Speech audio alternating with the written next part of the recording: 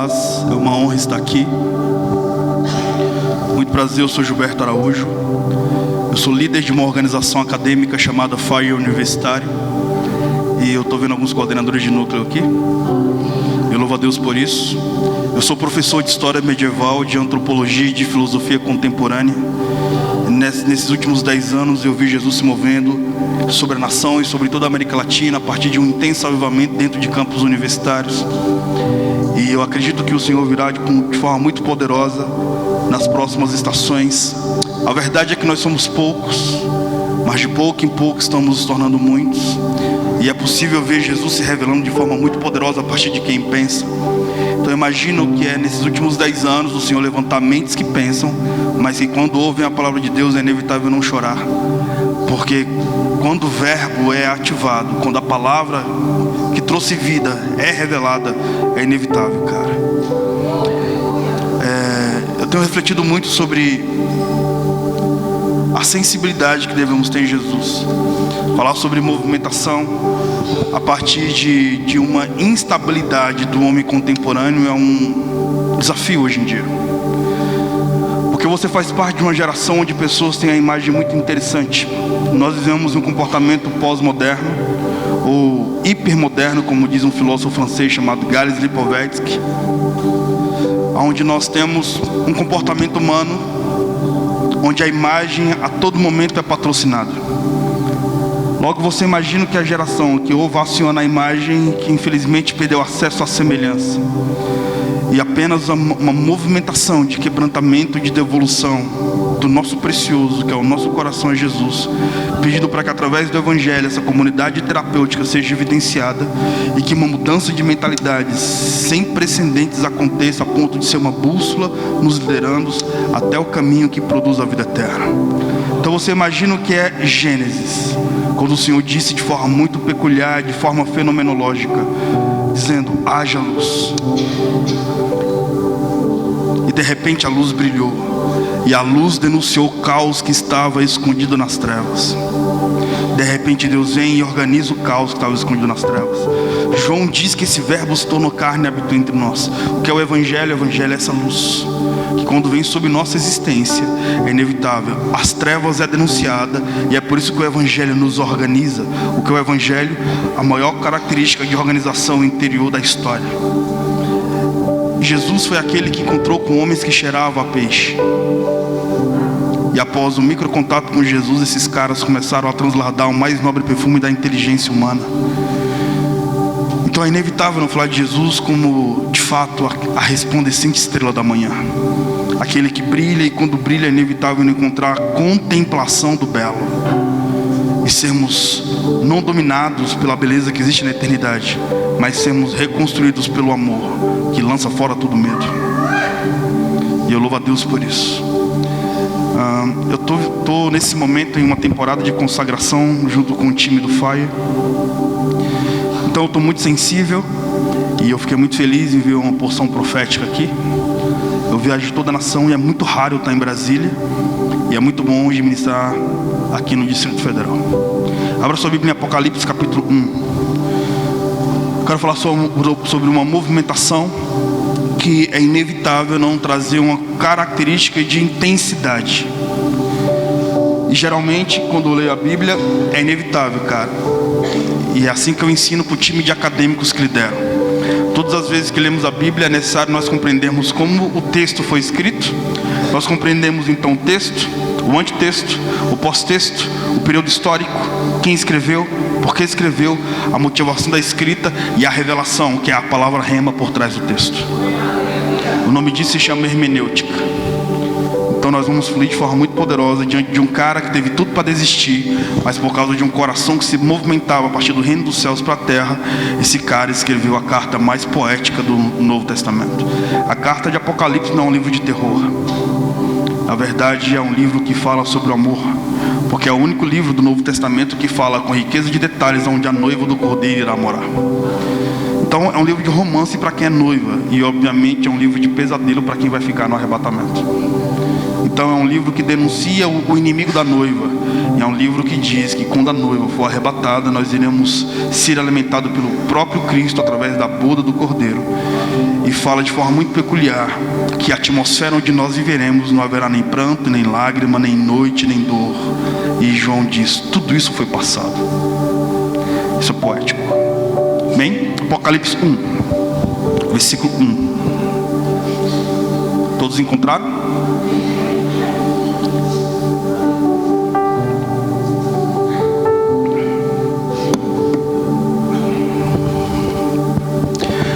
Revelação de Jesus Cristo, que Deus lhe concedeu para mostrar aos servos os acontecimentos que em breve hão de se realizar, e que ele, por intermédio de seu anjo, expressou ao seu servo João, o qual comprovou tudo quanto viu da palavra de Deus e do testemunho de Jesus Cristo.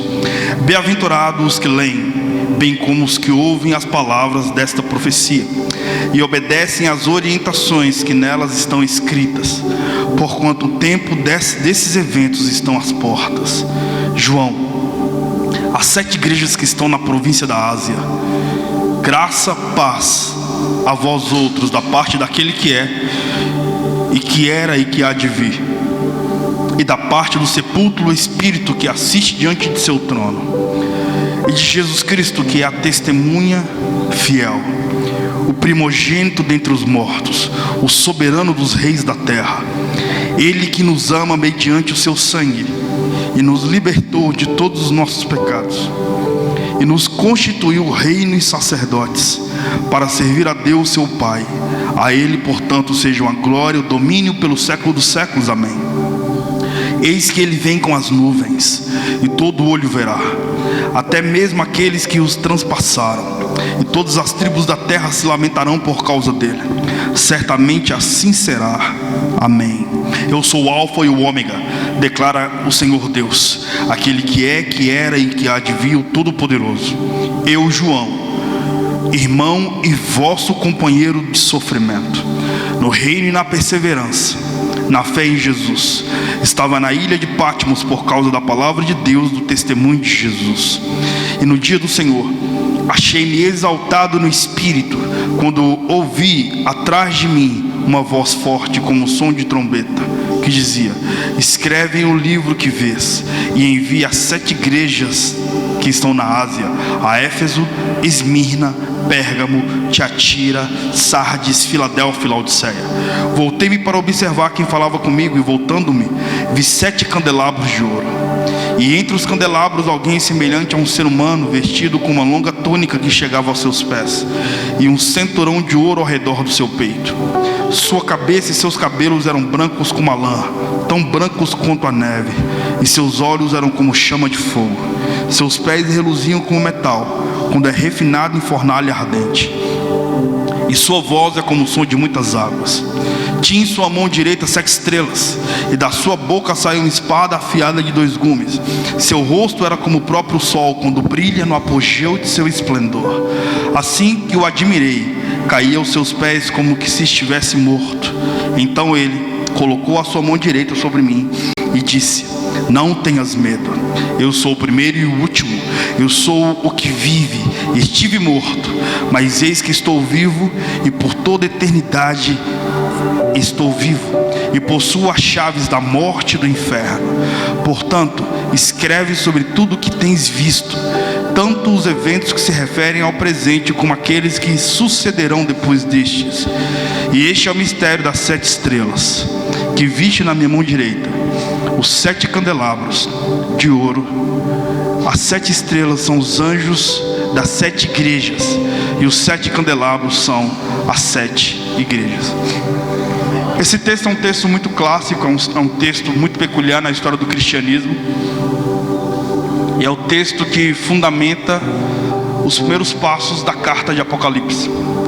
E é muito importante a literatura desse texto, porque ele fala de um homem que sofreu de forma muito peculiar, e aparentemente, diante da poesia que é expressada na literatura, você só vê a presença de Deus e um êxtase espiritual acima da média. Mas a nível existencial e sociológico, o sofrimento desse cara era insuportável. Então, para você ter uma noção, é necessário você compreender um pouco a nível sociológico, comportamento histórico de quando esse texto foi escrito e o porquê que existe essa intensidade espiritual tão profunda no comportamento de João após ser martirizado, jogado no caldeirão de óleo fervente e ter sobrevivido ao pior dos martírios que o Império Romano havia produzido no ano 100 da era cristã. Para você ter uma noção, o apóstolo Paulo escreve a carta de 1 Timóteo no ano 64 da era cristã. O apóstolo Paulo tem aproximadamente 60 anos de idade, como diz Tácito, Plínio Jovem, historiadores do primeiro século com características gregas. E Paulo tinha ministrado por todo o comportamento da Ásia e da Europa. Paulo ganhou mais de 90% do mundo mesopotâmico. E o comportamento espiritual da sua jornada missiológica produziu cultura em abundância. Então, quando você abre a Bíblia de Atos 1, Atos 15, você verá de forma muito peculiar o Senhor trabalhando com poder e maravilhas em grande escala. E por incrível que pareça, o apóstolo Paulo não viveu o avivamento de Atos 2. O apóstolo Paulo se converteu em Atos 9. O apóstolo Paulo não viveu aquele avivamento dos judeus, que eram 120 homens trancados dentro de uma casa e o colégio apostólico liderando. O apóstolo Paulo se converte em Atos 9 e ele vive um avivamento que pouco de nós falamos, que é o avivamento em Antioquia, em Atos 13, que não era um avivamento liderado por judeus nem pelo colégio apostólico, era um avivamento liderado por profetas e mestres. Inclusive, o irmão de Herodes, o governador, fez parte desse avivamento, e um dos patriarcas desse avivamento era Barnabé. Logo de Atos 1 a Atos 15, Jesus trabalha com poder e maravilhas a nível espiritual, trazendo fundamentação do reino de Deus e poder sobrenatural acima da média. E eu ouso dizer que era uma característica fenomenológica: poder e maravilha, braços surgindo, mortos ressuscitando, e o Senhor se evidenciando a partir do pai do movimento de missões, que foi Estevão. Atos 1, Atos 15. De Atos 15 a Atos 28, o Senhor vem com mudança de cultura. E para toda mudança de cultura, inevitavelmente, o Senhor tem uma arquitetura. Geralmente, para a arquitetura que o Senhor tem para mudar a cultura, o Senhor nunca vai usar os relevantes. Jesus geralmente nunca levanta os que são. Geralmente, Jesus levanta os improváveis desse mundo. Homens que certamente você não aplaudiria. Homens que certamente você não pararia para ouvi-los. A grande verdade é que se Jesus nascesse na contemporaneidade, provavelmente o nascimento dele não seria uma notícia, muito menos sua morte. O fato é que o homem que dividiu a história, ele foi irrelevante a nível social, porque imagina, o homem queria marcar o destino da humanidade, veio para a terra em pele de carpinteiro. Quem iria dar moral para um cara nessa característica, nesse nível sociológico? O fato é que a essência e o poder do amor escondido atrás da humanidade de Jesus produziu um fenômeno chamado Reino dos Céus. A estrela brilha quando a janela da alma é aberta. E é inevitável, cara. É por isso que há uma organização fora do comum. Quando Jesus Cristo encontra a alma do homem, Jesus faz de pescadores aos homens mais poéticos da história. Jesus pega terroristas como Saulo de Tarso e faz dos caras românticos, a ponto de ele ser, literalmente, cara, o colonizador do reino dos céus em relação à cultura grega. Ora, em 60 então da era cristã, o apóstolo Paulo tem um avanço peculiar. E aqui vem uma curiosidade a nível bíblica. Já parou para pensar que Jesus Cristo foi um ex-presidiário? Sim ou não? Nunca pensou nisso? Ele foi um prisioneiro político. Na cruz, só ia para a cruz quem era presidiário, cara. Então, que pena te frustrar, irmão. O Cristo que você adora é um ex-presidiário. As 13 cartas do apóstolo Paulo são cartas escritas por um outro presidiário. A carta escrita por João na ilha do Mar Egeu é uma carta escrita por outro presidiário. Logo, o que fundamenta a fé no cristianismo são de homens extremamente relevantes a nível sociológico.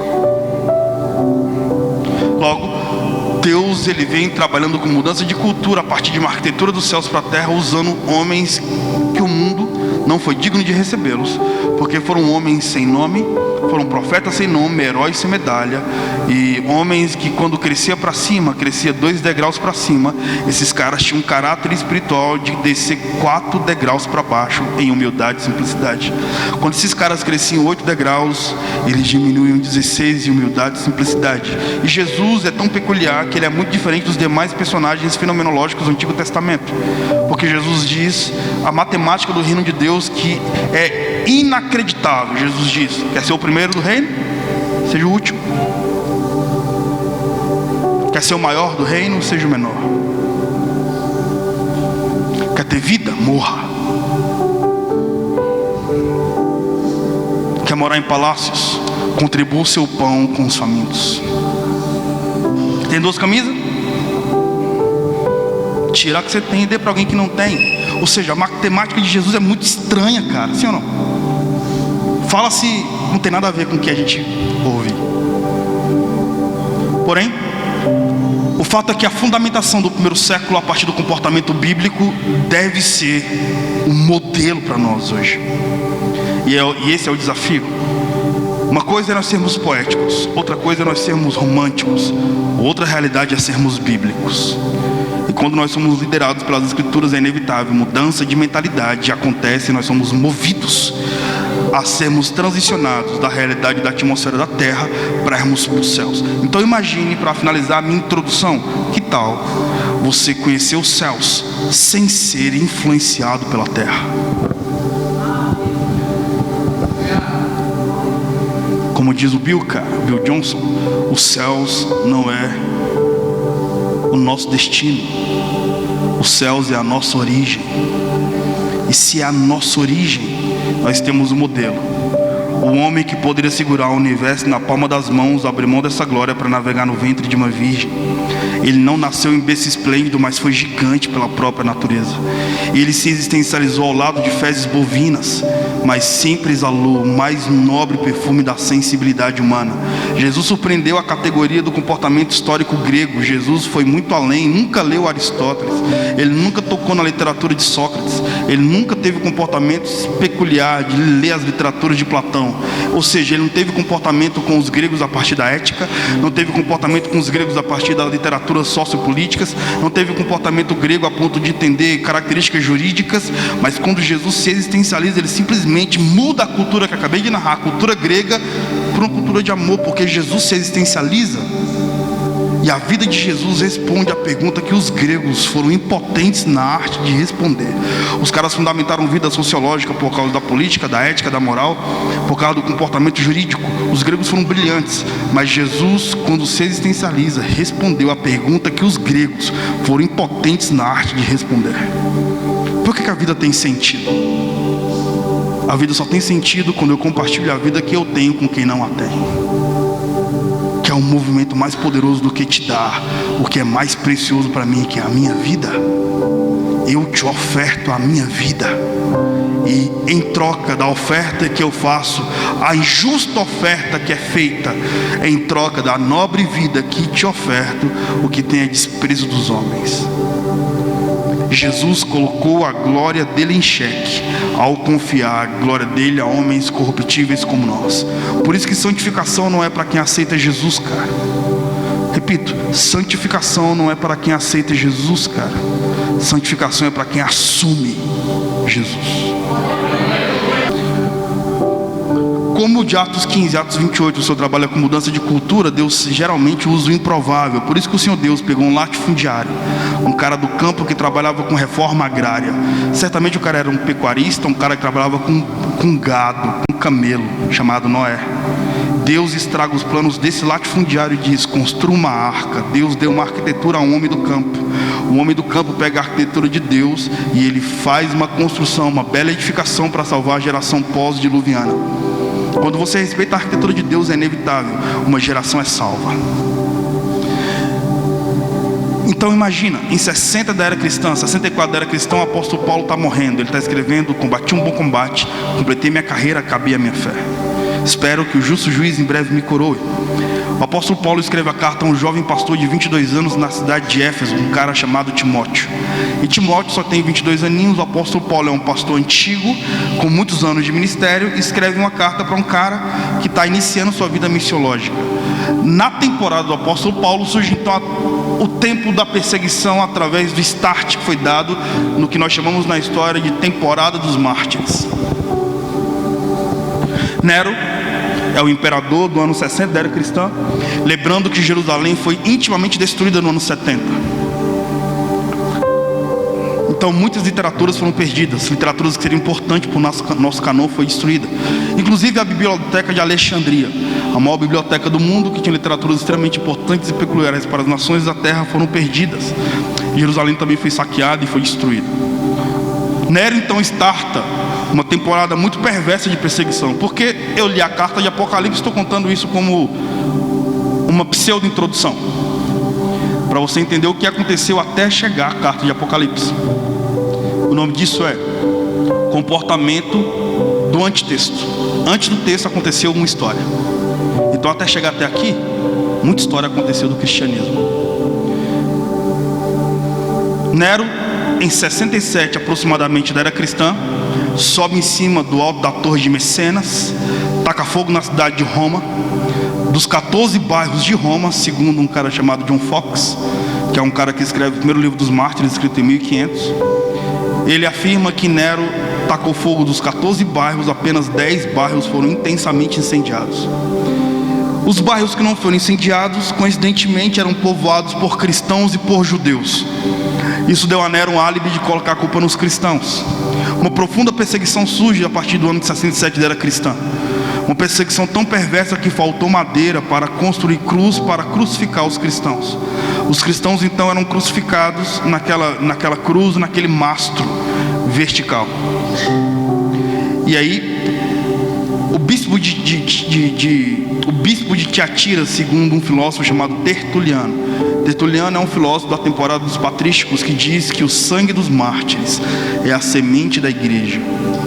Tertuliano diz que colocaram um ser inflamável no bispo de Tiatira e atearam fogo nele, e ele serviu como tocha para clarear as noites escuras de Roma. E se você for no Almanaque Abreu, você vai descobrir que os postes de iluminação de cidades foram inventados após os cristãos serem incendiados em mastros. Surgiu uma perseguição tão profunda que as torturas mais bárbaras aconteceram exatamente nessa temporada de 70 da era cristã até o ano de 200 da era cristã. Depois de Nero, você tem Calígula, você tem Cláudio. Aí finalmente no ano de 80 da era cristã você tem Domiciliano. O último apóstolo do colégio apostólico tem 90 anos de idade, chamado João. João foi o último apóstolo do colégio apostólico. João ganhou e ele apacentou, ele discipulou, ele foi apóstolo porque ele fundamentou o reino de Deus em geografias diferenciadas, em cidades de micro macro geografias que nunca haviam se cruzado, mas ambos conheciam o mesmo Deus por causa desse megafone chamado João. João foi preso porque ele incomodava aos 90 anos de idade. Você já viu aquele pastor que tem cabelos brancos e o pastor dos cabelos brancos exala um amor que nem um jovem exalaria? A impressão minha, os seus pastores são assim. É incrível, não é? Eu amo os cabelos brancos, cara. Porque existe um poder de Deus fundamentado no Antigo Testamento que é apenas para os cabelos brancos. Existe um avivamento que é apenas para os cabelos brancos, cara. Para pensar, o Antigo Testamento todo foi fundamentado a partir de uma glória, de um avivamento que veio de um senhor de 90 anos de idade chamado Abraão. Abraão inventou a palavra fé. Um outro cara de 80 anos de idade, gago, com um cajado na mão, afrontou Faraó. E ele tinha 80 anos de idade, cabelinho branco, gago. Olha que paródia, né? 400 anos clamando para que Deus lhe desse um libertador. Deus estraga a ótica de seus filhos enviando um senhor. Qual é a resposta de 400 anos de oração? Um senhor gago com a chave de madeira para abrir uma porta de água. Parece ou não parece uma paródia? Tipo, tá de brinquedo, chumi, pai. Deus nunca vai surpreender o seu óculos, cara. Deus nunca vai persuadir sua ótica para te apresentar a beleza da eternidade. Jesus sempre vai te apresentar a manjedoura como o início de uma grande salvação. Essa é uma forma misteriosa e que eu também não compreendo, mas Jesus nunca vai vir, cara, num palácio evidenciando soberba ou futilidade. Isso para mim é muito curioso, porque o arquiteto da sala do trono abre mão dessa glória para se existencializar como os homens, sem imunidade a dores, para exercer o mais nobre dos dons do criacionismo, ser homem. E ele se expressou como um homem sendo belo. Ótimo, finaliza a parte A, vou para a parte B, e na parte C eu vou finalizar a minha pregação, ok? João. Em 80 da era cristã você tem Domiciano. Domiciano, diferente de Nero, inventou as formas mais bárbaras ainda de tortura, porque ele percebeu que isso era interessante para o Império Romano, onde a população aplaudia, e foi nessa temporada então que o Coliseu foi construído, onde 40 mil cristãos judeus escravos foram saqueados, sequestrados de Jerusalém e foram levados até Roma para construir então o Coliseu, onde mais de 1000 cristãos morriam por semana. Aproximadamente 90 cristãos morriam a cada hora em Roma. O processo de carnificina era bizarro e acima da média. Enfim, Domiciano então, ele pega as torturas do Império Babilônico, que eram mais perversos do que a cultura grega. Não sei se você já assistiu o filme 300, os espartanos, que fala de Leônidas e etc. Então, é um quadrinho de um cara chamado Frank Miller. Mas nesse quadrinho, Frank Miller afirma que o exército persa, ou meso-persa, era um exército canibalista. Por isso que afirma que os soldados tinham aspecto de monstros, e obviamente isso era só uma característica neurolinguística dos escribas, dizendo quanto o exército inimigo era brutal.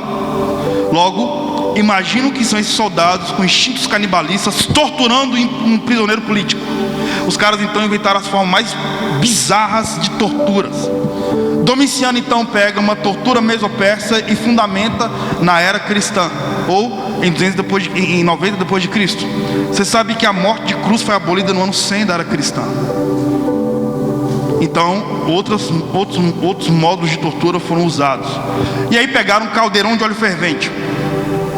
E o texto não fala com riqueza de detalhes, mas João, aqui na ilha do Mar Egeu, na ilha de Patmos, ele só foi para a ilha de Patmos porque ele sobreviveu ao caldeirão de óleo fervente.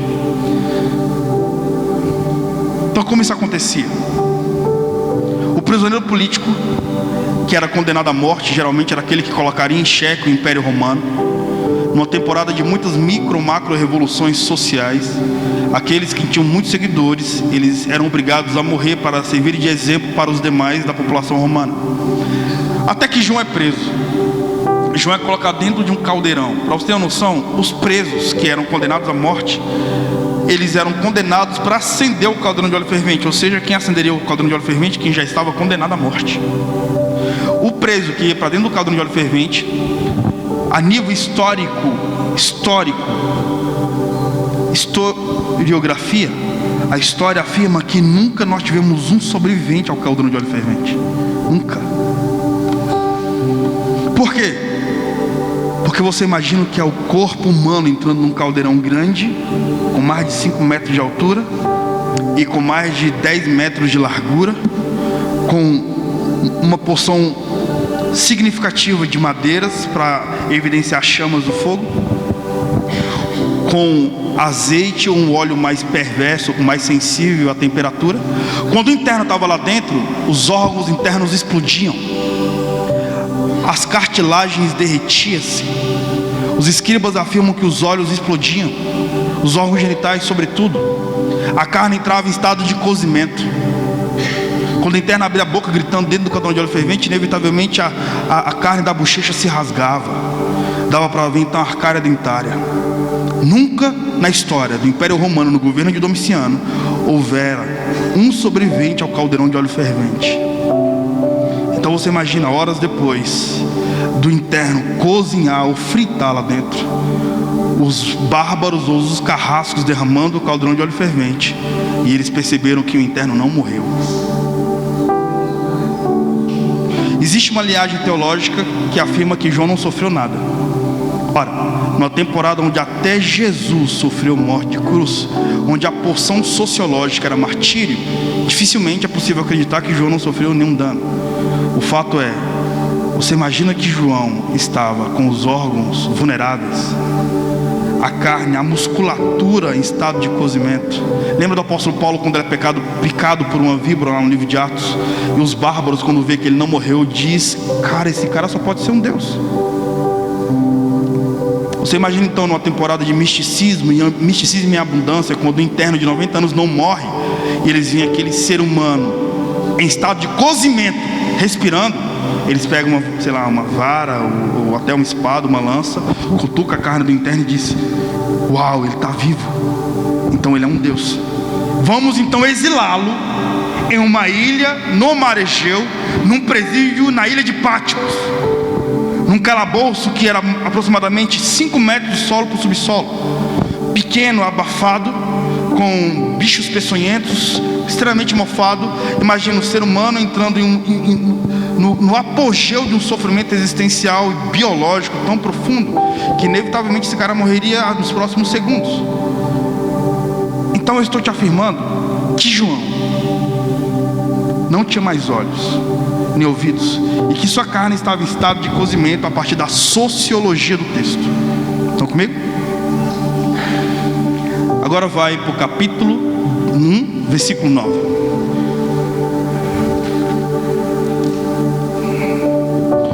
E aqui eu finalizo a parte 1 ou parte 2? Para finalizar na parte 3, que vai ser a pregação de verdade, porque aqui eu estou só explicando o texto. Depois de eu explicar o texto, aqui vem a pregação. Versículo 9 do capítulo 1 diz assim: eu, João, irmão e vosso companheiro de sofrimento. Na minha tradução, na sua está aflição, tribulação. A minha tradução diz: eu, João, irmão e vosso companheiro de sofrimento, no reino e na perseverança, na fé em Jesus, estava na ilha de Patmos por causa da palavra de Deus, do testemunho de Jesus Cristo. Por que ele sofreu? Por causa da palavra de Deus e do testemunho de Jesus. Você já sofreu, cara, por causa da palavra de Deus? Esse é um testemunho de Jesus. Lembra de C.S. Lewis? Já leu C.S. Lewis? Já leu as Crônicas de Nárnia? Ou já assistiu o filme? Então, C.S. Lewis diz que Jesus é Aslan, um imponente leão. E C.S. Lewis ele faz uma crítica sociológica a nível existencial eclesiástico. E ele então quer dizer: é possível defender um leão? Não, cara, o leão se defende por si só. Então para de querer defender Jesus, porque nenhuma crítica da humanidade é capaz de mover a falta de amor ou a ausência de amor em Jesus. O amor ou a ausência de amor em Jesus. Porque o Jesus que eu adoro não ofendeu de ser odiado pelos homens. Jesus não se ofendeu porque foi cuspido. Jesus não se ofendeu porque foi crucificado. Então, se eu defendê-lo, o máximo que eu posso trazer é um terrorismo pseudo-eclesiástico. Porque o comportamento de Jesus é diferente do nosso. Então você imagina esse cara, João, se entregando, sendo desconstruído pelos homens, sendo odiado, sendo cozinhado. Aí João diz que ele esteve lá por causa da palavra de Deus e do testemunho de Jesus. Vocês querem que o Senhor revele a glória dele a vocês? Quantos desejam isso? Ótimo. Você está disposto a ser intensamente desconstruído e odiado pelos homens? Aí vem um texto, mano. Fala se não é fenomenológico. Olha o que o texto diz: eu, João, irmão e vosso companheiro de sofrimento, no reino, na perseverança, na fé em Jesus, estive na ilha de Patmos por causa da palavra de Deus, testemunho de Jesus Cristo. E no dia do Senhor achei-me exaltado no Espírito, quando ouvi atrás de mim uma voz forte com som de trombeta, que dizia: escreve um livro que vês, envia a 7 igrejas, Éfeso, Esmirna, Pérgamo, Tiatira, Sardes, Filadélfia e Laodiceia. Voltei-me para observar quem falava comigo, e voltando-me, vi 7 candelabros de ouro, e entre os candelabros alguém semelhante ao ser humano, vestido de uma longa túnica que chegava aos seus pés, e um cinturão de ouro ao redor do peito. Sua cabeça e seus cabelos eram brancos como a lã, tão brancos quanto a neve, seus olhos como chama de fogo. Detalhe: se você é a menina dos olhos de Deus, João diz que você transicionou, você agora é a menina dos olhos de fogo. Vocês entenderam? Seus pés reluziam como metal, quando é refinado em fornalha ardente. Sua voz como voz de muitas águas. Tinha em sua mão direita 7 estrelas, e da sua boca saiu uma espada afiada de 2 gumes. Seu rosto era como o próprio sol. Olha o que João diz: seu rosto era como o próprio sol, quando brilha no apogeu de seu esplendor. Quem é o cara que escreve isso? O cara que eu afirmei que não tinha olhos. Qual é o cara que sente e ele para ouvir? O cara que eu afirmei que os tímpanos haviam sido estourados. Qual é o cara que para e sente a presença de Deus? O cara que eu afirmei que sua carne estava em estado de cozimento. Todas as vezes que o sofrimento bate a porta, a presença de Jesus é o suficiente para te restaurar, cara. Todas as vezes, cara, que a nível existencial e até fisiológico, os conflitos existenciais que a vida proporciona por causa da palavra de Deus, do testemunho de Jesus Cristo, um íntimo relacionamento com Jesus é o suficiente para te restaurar. A glória do Senhor só foi demonstrada a homens sofredores, porque os caras tinham vida pessoal e íntima com Jesus, e um relacionamento profundo com Jesus restaura até o sofrimento mais profundo da tortura mais intensa que um cristão poderá viver. Logo, como é possível se mover diante das dores da vida? Como é possível se mover diante da calúnia de ser odiado? Porque você, pecador como insiste em ser um adorador. Como é possível então um pecador insistir em ser um adorador diante de um coletivo de santos? Aí a pergunta que tem alfinetado minha mente todas as madrugadas: nós, enquanto comportamento eclesiástico, como igreja de Jesus no século 21, nós aplaudimos santidade ou arrependimento?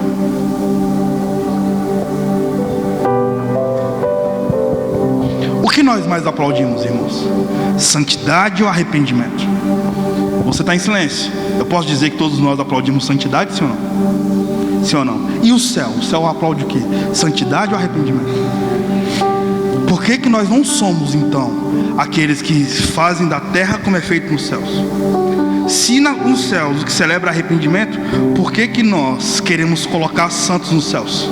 Se Jesus inaugurou o paraíso com ladrão.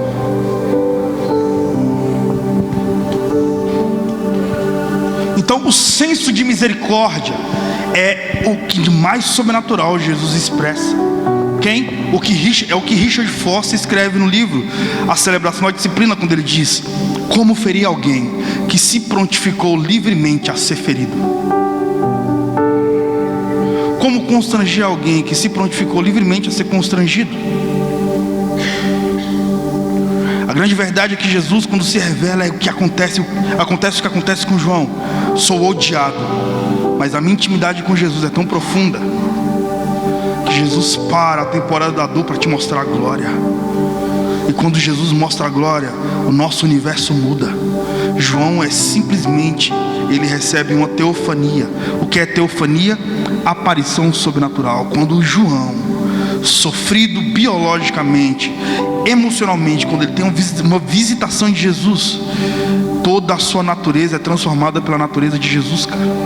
A natureza dos céus envolve a terra, e isso é incrível, irmão. Com isso, não há nada mais envolvente do que nos movermos para o local onde Jesus está.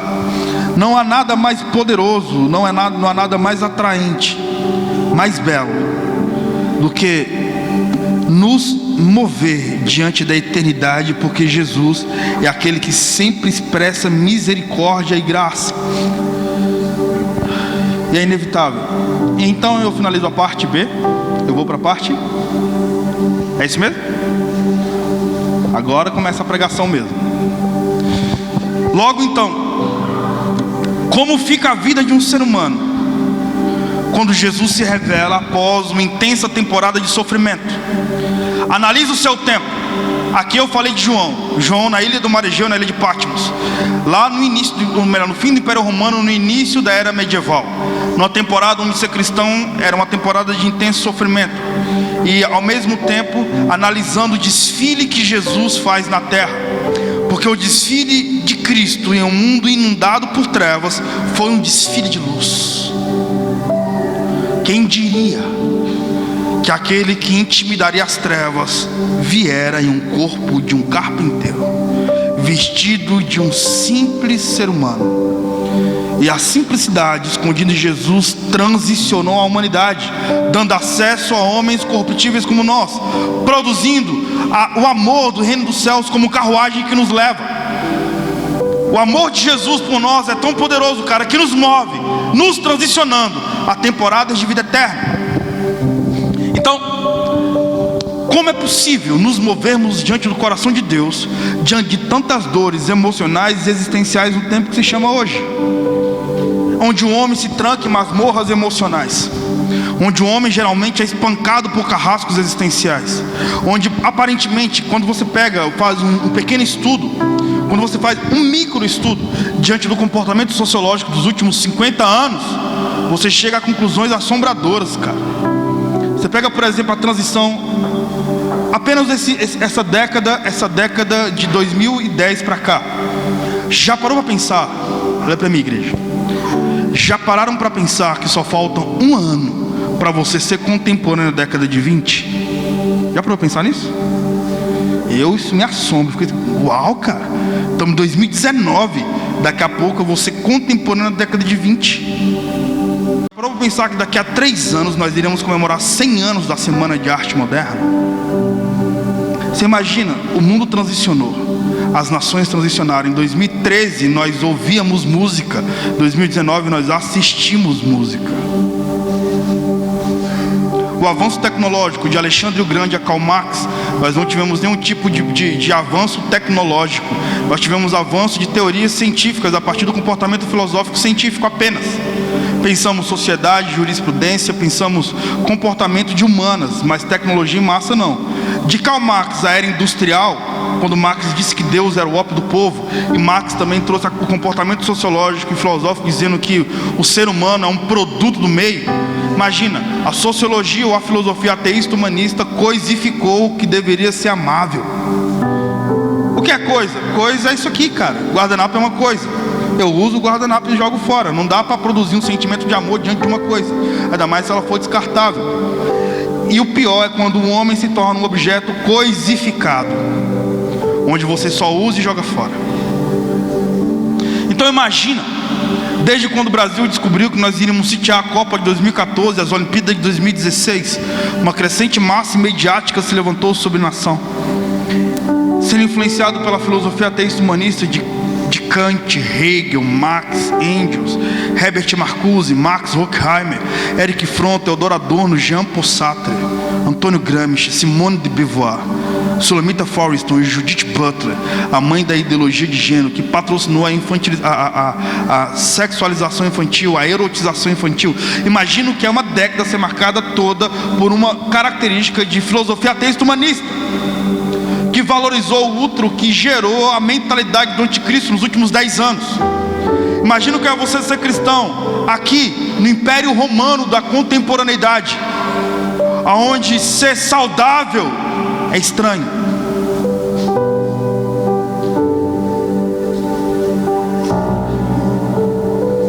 Onde é constrangedor amar sua família, aonde é extremamente extra constrangedor virgindade. Imagina em um tempo onde nós necessitamos de uma revolução moral e nós não queremos ser moralistas, mas para agradar o mundo nós estamos dizimando, estamos dando aos nossos filhos a possibilidade deles morrerem pelo Evangelho, porque nós decidimos viver por moralidade.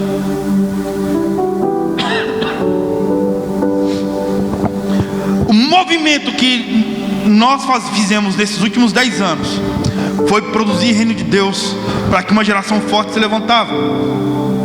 Como eu havia falado, imagina que no Antigo Testamento a glória do Senhor viera com cabelos brancos.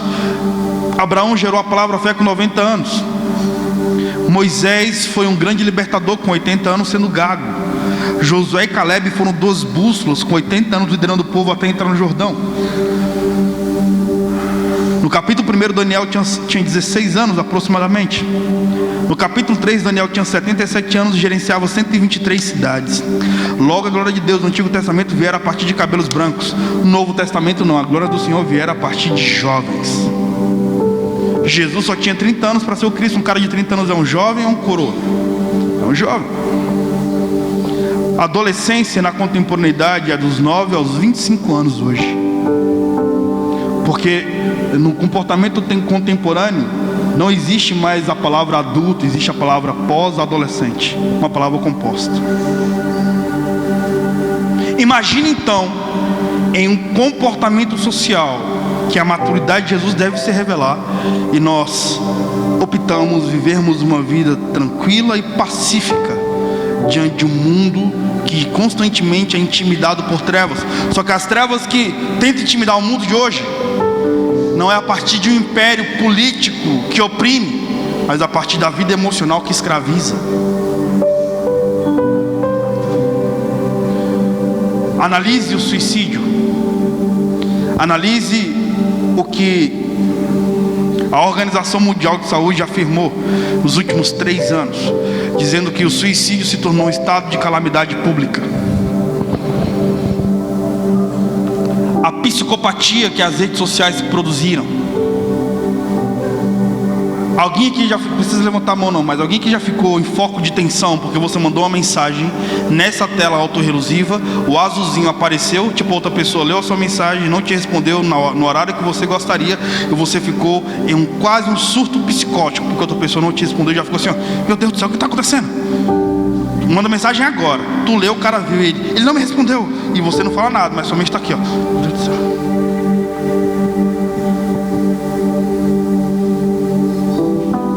Só esse comportamento já evidencia patologia existencial.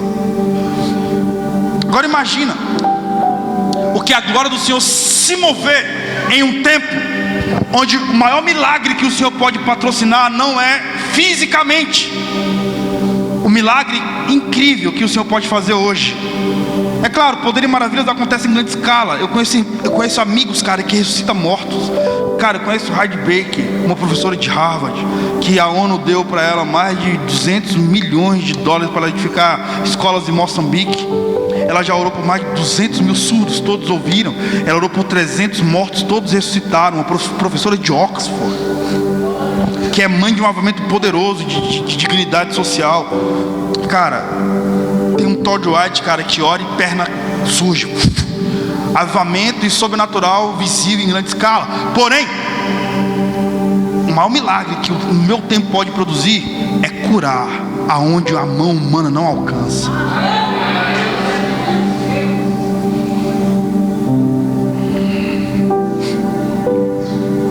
Aí a minha reflexão: imagino que é o movimento de Deus aqui na temporada dos mártires, os caras verem terror em grande escala e os caras não terem esgotamento emocional. Os caras dominavam tanto o interior por causa do domínio próprio. O contato com o Espírito Santo era tão poderoso, tão profundo, que os caras tinham autoestima para morrer. Mata.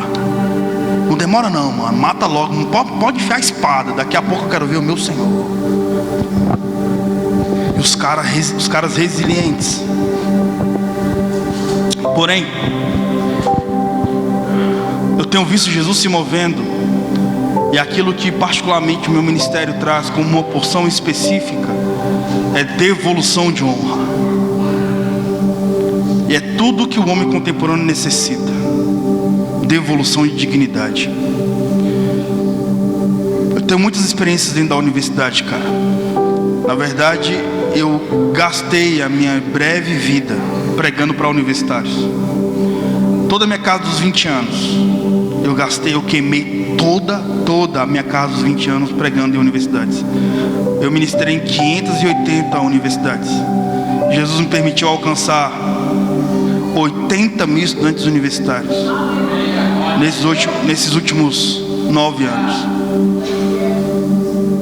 E o esgotamento de tocar em tanta gente ferida. Eu tive a oportunidade de palestrar para os sobreviventes da catástrofe da Boate Kiss. Lembra da Boate Kiss? Alguém lembra? 2013. E como eu não fui como pastor, eu fui como professor de filosofia contemporânea. E eu fui convidado para palestrar dentro da Universidade Federal. E eu comecei a palestrar sobre pós-modernidade, hipermodernidade, sobre o comportamento do homem contemporâneo a partir da degradação dos valores. Após minha palestra, uma senhorinha, estou falando do Rio Grande do Sul, ok?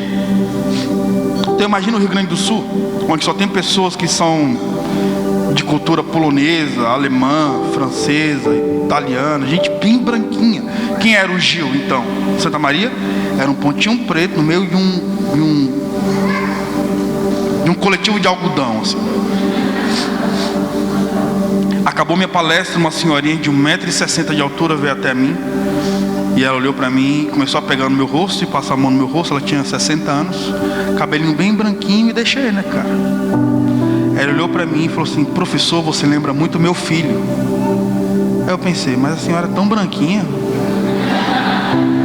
Aí o que veio na minha mente é, ou uma ou outra: ou ela adotou uma criança negra, ou ela se apaixonou por um negão.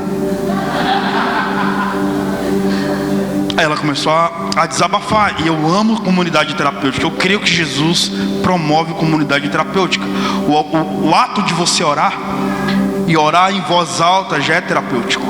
Então eu aconselho a você que vive esgotamentos emocionais ou focos de tensões sem precedentes, quando você for desabafar a Deus e contar suas labutas, ora em voz alta e escuta a sua voz. Isso é terapêutico, cara. E a nossa oração é o que faz do contato com Deus um relacionamento. Ela começou a desabafar. Ela disse: sabe, professor, em janeiro de 2013, 3 turmas de odontologia estavam se formando.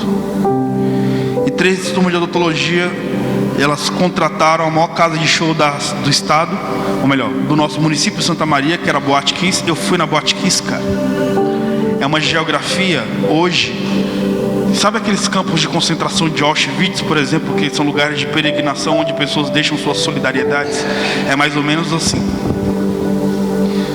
Um local hoje de luto, celebração do luto, e local de peregrinação.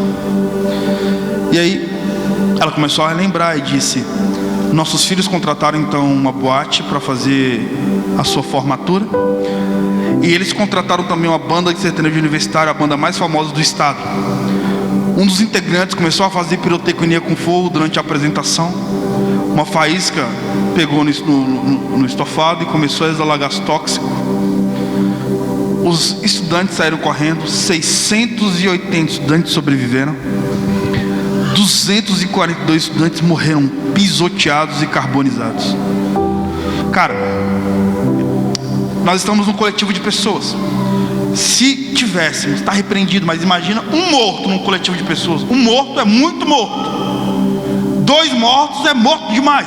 10 mortos num coletivo de pessoas é gente demais. Agora imagina 242 mortos. Aí ela começou a chorar e começou a desabafar. E ela disse: professor, os nossos filhos ficaram com tanto medo da morte que eles raparam a parede da Boate Kiss com os ossos da mão. As mulheres altas de Santa Maria, do Rio Grande do Sul, usando salto 15, com medo também da morte, começaram a pisotear. E o salto entrou no crânio dos garotos que estavam no chão e começou a deformar o rosto de todos eles. E o rosto, enfim. Quando foram então desovar ou tirar os cadáveres dessa geografia para colocar em outra geografia, colocaram esses cadáveres no maior estádio de Santa Maria. Aí ela começou a chorar muito, cara. Ela disse: ah, professor, o rosto dos nossos filhos ficaram tão desconfigurados que para identificar os nossos filhos nós tivemos que ligar para o celular que estava no cadáver, no bolso deles. Então nós ligávamos, ou os pais ligavam, e eles identificavam o filho pelo celular que tocava no bolso. Aí ela chorou e falou assim: e eu entrei para identificar um cadáver, professor, o cadáver do meu filho. E quando eu entrei, me deparei com meus 4 filhos mortos. Aí eu comecei a chorar. E foi bem delicado para mim, cara. Aí ela me abraçou. Eu comecei a chorar. Aí ela interrompeu o abraço e falou assim: professor, o seu abraço lembrou o abraço do próprio Deus. Cara, nesse dia eu tive a revelação do que é o corpo de Cristo. Aí sim me fiz pastor. E disse: sim, filha, esse abraço é o abraço do próprio Deus, porque eu sou o corpo dele na terra. E olha que interessante, cara. É o córtex cerebral que libera substâncias fisiológicas que são caracterizadas como a substância do amor, que é a oxitocina. A cabeça de Cristo é a cabeça gloriosa. Cristo é a cabeça do corpo é Cristo. Eu sou Jesus do pescoço para baixo. Então imagina, se a cabeça de Cristo é uma cabeça gloriosa, porque é dela que vem toda a produção do amor, o corpo de Cristo necessita ser tão glorioso quanto a cabeça de Cristo é. Porque Deus não tem um corpo cheio de anomalias. Logo, um corpo de Cristo que expressa amor para com a sociedade, com a humanidade, é um corpo de Cristo que é conectado com a cabeça. Um corpo de Cristo que não exala amor é um corpo desconectado com a cabeça. E um corpo sem cabeça é uma assombração. O contato que você tem com a sociedade é um contato que gera vida, ou você assombra a sociedade a partir de um discurso que deveria ser um discurso de amor. Agora imagina o que é você vir aqui em João, aqui em Apocalipse, e você vê que um cara que expressava amor foi um cara que sofreu de forma veemente. A partir desse sofrimento, Jesus se revelar com muito amor. Qual é o movimento que nós precisamos fazer no tempo que se chama hoje?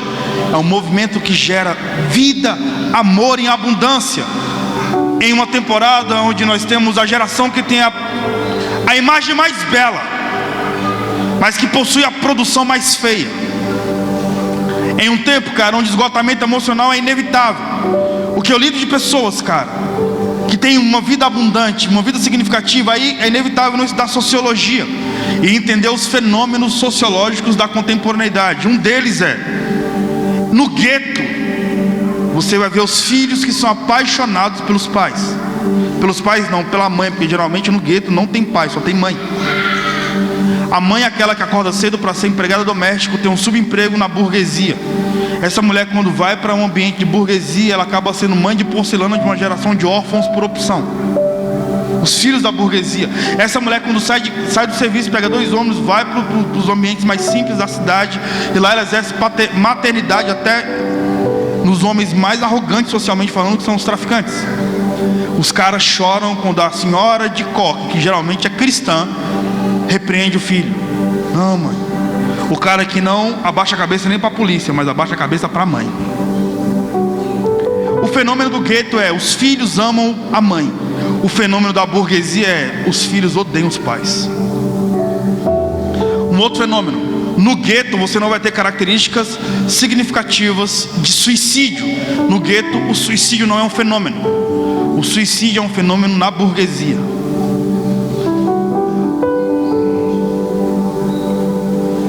Agora imagina que é você gerar amor em homens que são tão ricos, mas tão ricos. E como diz Madre Teresa de Calcutá, há pessoas tão pobres, mas tão pobres que tudo que elas têm são dinheiro. Porque a grana que um homem próspero tem, talvez pode comprar uma cama king size, a melhor cama. Mas também talvez a grana que um homem próspero possui não dá a ele a possibilidade dele comprar o sono. Ou talvez a grana que um homem próspero tem pode trazer a ele a possibilidade dele comprar companhias, mas ele não tem possibilidade de comprar amor com o dinheiro que possui. Logo, nós temos uma resposta para as perguntas irrespondidas que o homem contemporâneo possui. Porque olha para mim, cara, só é possível entrar em ti quando tu se esvaziar de ti, para que eu caiba em ti, para que sejamos nós. Só é possível tu entrar em mim quando eu me esvaziar de mim, para que tu caiba em mim, para que sejamos nós. Para quando nós nos sentarmos à mesa, você não me apresentar o Pai que é teu, e eu não te apresentar o Pai que é meu, para que ambos não venhamos nos tornar órfãos na casa do Pai, ou estranhos na casa do Pai. Que tal então nos esvaziarmos, para quando sentarmos à mesa nós encontrarmos um Pai que é nosso, e esse Pai que é nosso gerar em cada um de nós possibilidade de redenção, devolução de honra em abundância, com glória, com alegria e com vida. E eu quero finalizar e só gerar uma reflexão. O movimento que nós precisamos fazer hoje é um movimento de amor, cara. Um inevitável movimento de amor. Olha para mim. Todo ser humano tem no mínimo 5 sentidos.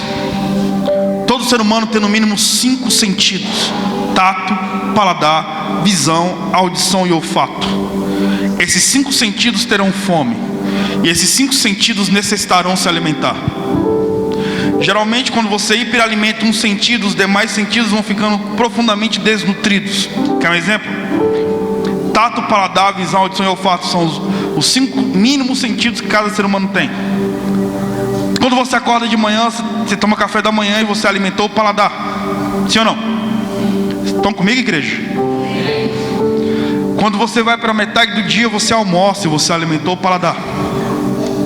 No fim do dia você janta e você alimentou o paladar. Mas nem só de pão vive o homem.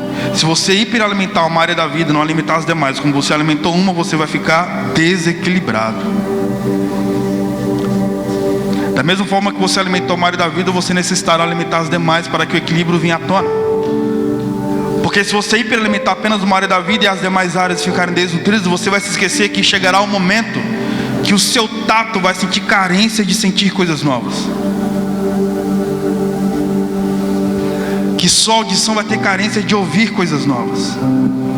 Que sua visão vai ter carência de ver coisas novas. Olha para mim. E quando você, cara, hiperalimenta apenas uma área da vida, não alimenta as demais, o esgotamento é inevitável. Por que eu li João? Por que eu li a carta de Apocalipse nessa conferência que chama Mova-se?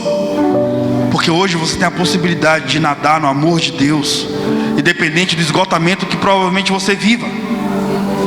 Porque o maior avamento que um pode ter, cara, não é coletivo a ponto de voar porque o outro está te olhando. Porque existe Gilberto coletivo e o Gilberto individual. Aqui na coletividade é muito fácil me relacionar.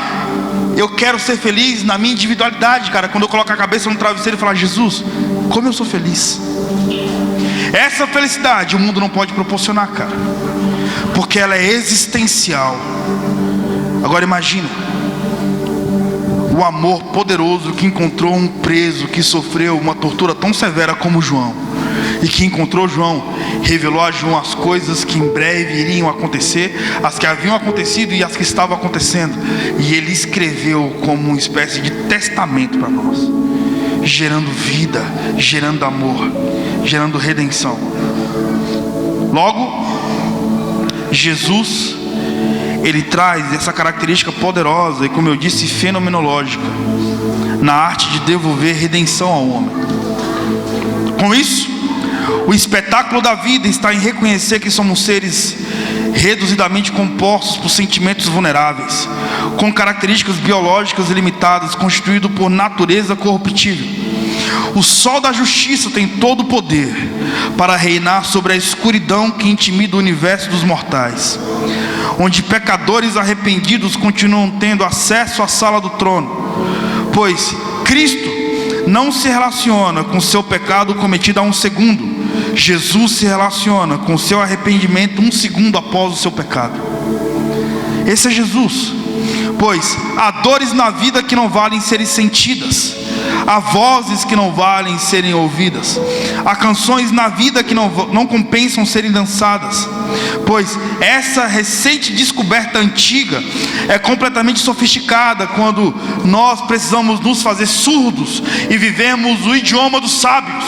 O idioma dos sábios é o silêncio, e no silêncio nós encontramos essa redenção de visitação. E na visitação de Deus nós fluímos o sobrenatural. Eu sou consequência de uma geração avivada. O Gil foi muito intenso na minha infância, foi muito intenso na infância.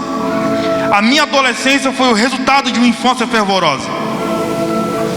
Hoje, o ministério que eu exerço hoje é o fruto das orações de senhoras que nem sabiam ler, mas oravam: Pai, alcance os universitários. E avamento em massa foi gerado por homens que o mundo não foi digno de recebê-los. Porém,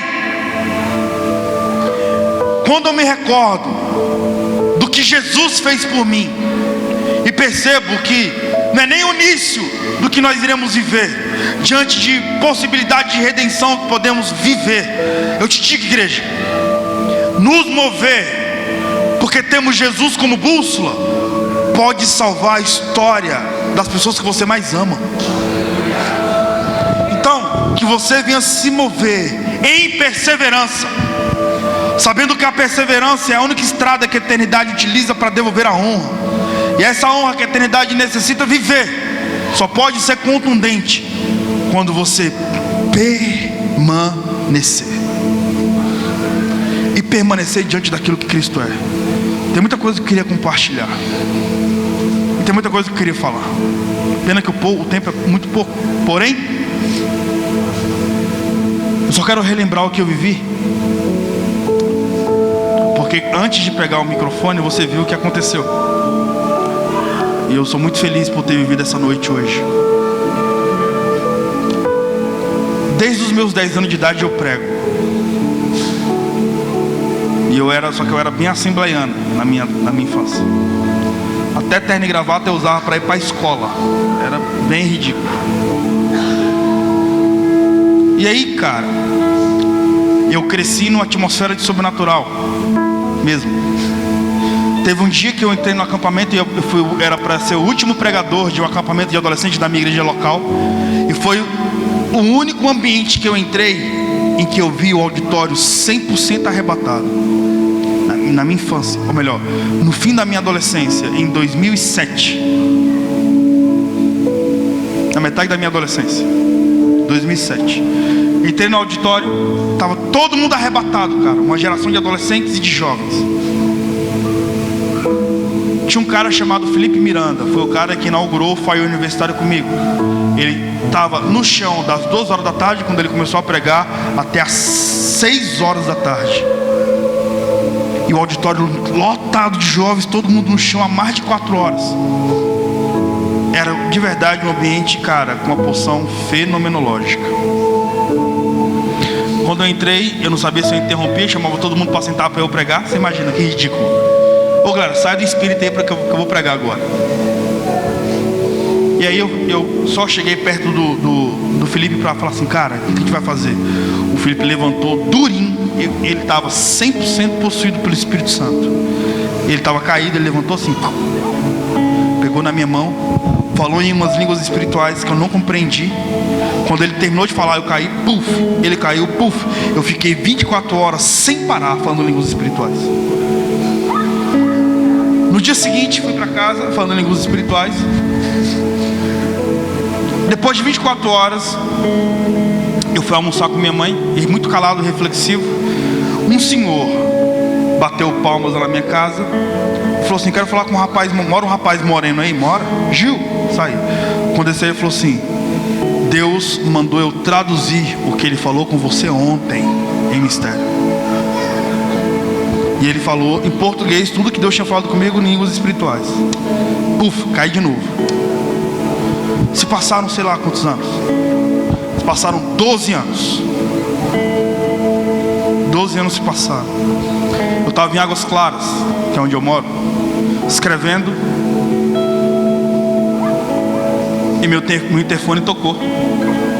Uma senhorinha que estava evangelizando interfonou e falou assim: tem um rapaz moreno aí? Tem. Ela falou assim: Deus te relembra a aliança que Ele fez contigo na sua adolescência. E falou exatamente o que eu ouvi em 2007. Eu não sei se eu caía ou se eu ficava ouvindo a senhora, mas quando me relembro do que eu vivi, eu percebo que minha jornada só está começando, cara. Aquilo que parece ser um fim, na verdade é um ponto final, para o Senhor escrever outra frase, ou escrever outro capítulo. A grande verdade, cara, é a poesia dos nossos pais na fé. Nunca houve noite que pudesse impedir o nascer do sol. Nunca houve. Enquanto eu falo, eu vejo Jesus brilhando na alma de uma galera aqui, cara. Enquanto eu falo, eu vejo Jesus devolvendo esperança. Quantas vezes você não esteve sozinho e Jesus foi sua única companhia, cara? Quantas vezes você não quis desistir, Jesus foi sua única força? Quantas vezes, cara, você não precisou de ouvidos para desabafar e Jesus te encontrou e Ele foi aquele que te ouviu? Quantas vezes? Jesus manda dizer para vocês: filhos, vocês não são órfãos. Ele exerce paternidade. E eu sinto confiadamente no Espírito Jesus vindo nessa noite com um batismo poderoso de amor. Abaixe sua cabeça em nome de Jesus.